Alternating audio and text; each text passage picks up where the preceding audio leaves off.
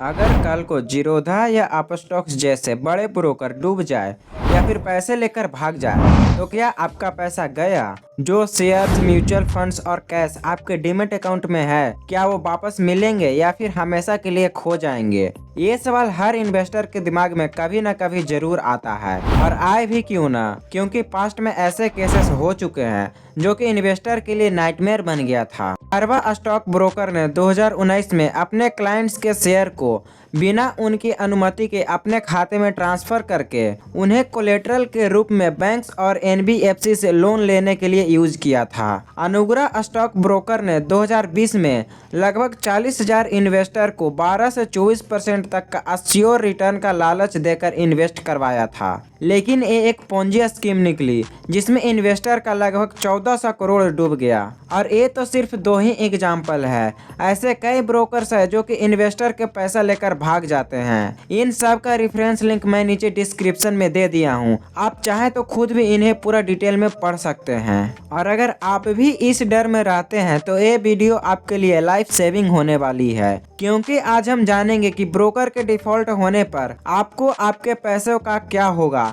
सेबी के रूल्स क्या कहते हैं और कैसे आपको अपना पैसा को सेफ रखना है। तो वीडियो को एंड तक जरूर देखना, क्योंकि यहाँ आपको मिलेंगे वो टिप्स जो कि आपके इन्वेस्टमेंट को प्रोटेक्ट करेगी। सबसे पहले समझते हैं शेयर्स और म्यूचुअल फंड्स का ओनरशिप के स्ट्रक्चर को। जब आप कोई शेयर या म्यूचुअल फंड खरीदते हैं तो वो आपके डीमैट अकाउंट में स्टोर होता है, लेकिन सवाल ये उठता है कि ब्रोकर के डिफॉल्ट होने पर हमें करना क्या है। जो शेयर और म्यूचुअल फंड आपके डीमैट अकाउंट में है वो आपके नाम पर रजिस्टर्ड होते हैं, ना कि किसी ब्रोकर के नाम पर। इसका मतलब है कि अगर कोई ब्रोकर डिफॉल्ट करता है तो भी आपके शेयर्स और म्यूचुअल फंड पर आप ही के हक रहेगा। शेयर्स की ओनरशिप को एनएसडीएल यानी कि नेशनल सिक्योरिटी डिपॉजिटरी लिमिटेड और CDSL central depository service limited manage करते हैं। ब्रोकर के डिफॉल्ट होने के बावजूद भी एनएसडीएल और सीडीएसएल के रिकॉर्ड्स में आपका नाम रजिस्टर जरूर रहेगा।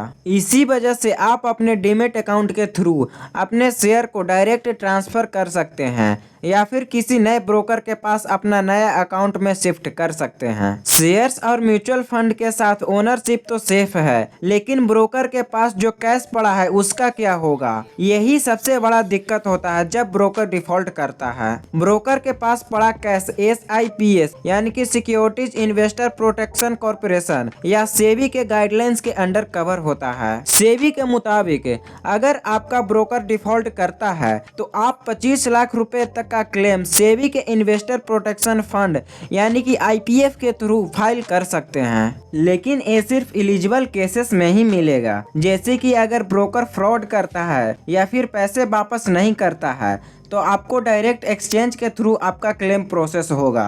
एक्सचेंज के पास एक सेटलमेंट गारंटीड फंड होता है जो कि इन्वेस्टर के क्लेम को कवर करता है। अगर ब्रोकर के पास कैश नहीं होता तो ये फंड से आपका पैसा दिया जा सकता है। ब्रोकर के डिफॉल्ट होने पर एक्सचेंज के पास एक फिक्स्ड प्रोसेस अमाउंट होता है जो कि क्लियरिंग हाउस के थ्रू हैंडल किया जाता है। सबसे पहले ब्रोकर के सारे क्लाइंट्स के फंड्स और होल्डिंग का ऑडिट होता है, फिर एक्सचेंज के रूल के मुताबिक सेटलमेंट प्रोसेस स्टार्ट होता है। अब इतना तो समझ आ गया कि मेरे फंड्स और सारी होल्डिंग सेफ है। जो शेयर्स आपके डीमैट अकाउंट में है आप ही के नाम पर रजिस्टर हैं, ब्रोकर के नाम पर नहीं, इसलिए घबराने की जरूरत नहीं है।